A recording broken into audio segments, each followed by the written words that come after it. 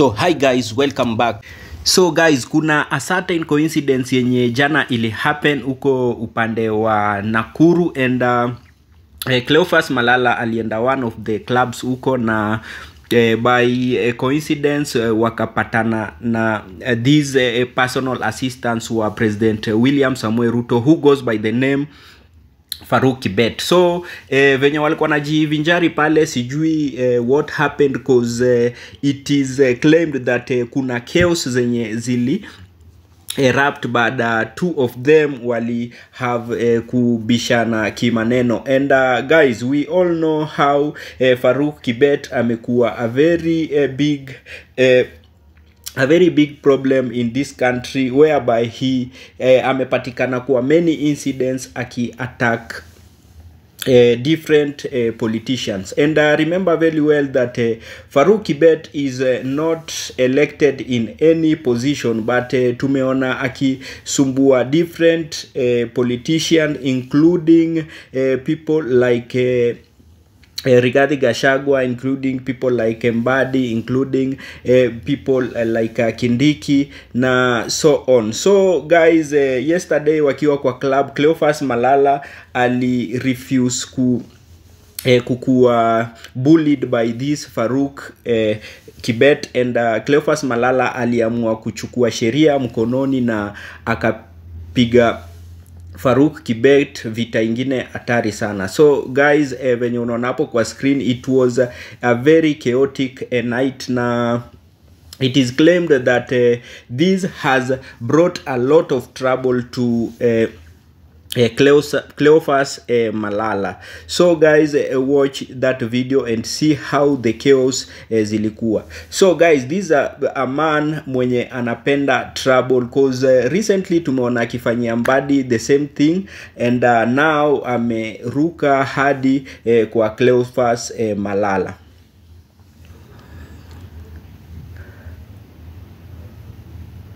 So guys, by the way, several leaders have condemned these issues, including Rigathi Gachagua, saying that this guy is a problem to this country, and this guy should be removed, or William Ruto should do something about it, because ikiendelea kukua hivi ata cause a lot of problem. That is Rigathi Gachagua, and this guy behaviors zake ni za goon. There's no difference between Farouk Kibet and a goon, cause behaviors zake ana behave kama a goon exactly, and anapatia President William Samoei Ruto a lot of stress and problem. So guys, huko kwa mtandao wa kijamii pia tumeona that many people wame condemn these incidents, wakisema that even Cleophas Malala alikuwa anatakiwa piga huyo jamaa na muumize sana. So guys, and kuna news imeingia that kuna DCI wenye wametumwa huko home kwa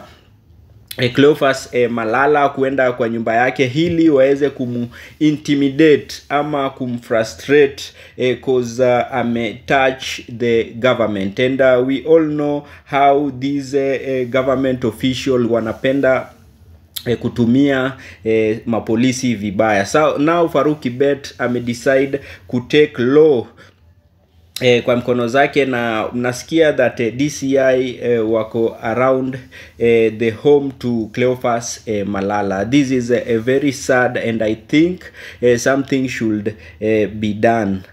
So guys, tuki progress hapo mbele, tumeona kwa mtandao wa kijamii different comments, watu wengi wanaendelea wakicondemn, but before that, let us now watch what happened exactly uko upande wa club. So guys, look closely, uone all the events that are taking place, and I have two different videos showing how these chaos erupted. First of all, unaweza ona hapo kuna Cleophas Malala, watu wanajaribu kumshikilia so that anaweza tulia from continuing attacking the PA, who is Farouk Kibet. So guys, and it's very sad moment in Kenya, and we don't know what is really happening to our country. So guys, we can all see ndo hao walikuwa kwa club, those are the bodyguards. Vita ikazuka, so people are trying to just separate them from different angles so that these people cannot cause a lot of problems. And guys, this news ndio ina trend huko kwa mtandao wa kijamii as a number 1 trending. Na it's very sad because any moment or any time Farouk akitrend, ana trendingi in a bad way. Farouk hajai trend in a good way. So Farouk, but this time alipata kichapo hatari sana, and many people are happy about it.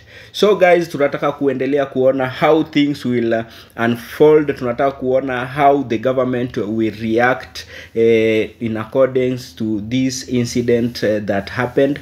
And guys, we just hope that everything will be fine. So guys, by the way, and if you know you are new here, kindly don't hesitate to take your time to either subscribe to our YouTube channel or even like this video or even share this video so that it can get more visibility. And to our returning subscribers, thank you very much for always showing us support through either liking, commenting, and even sharing some of our videos. So guys, without further ado, thank you once more, and please wait for another video. Bye bye, and have a lovely night, a lovely day, a lovely evening, depending with the time you're watching this video.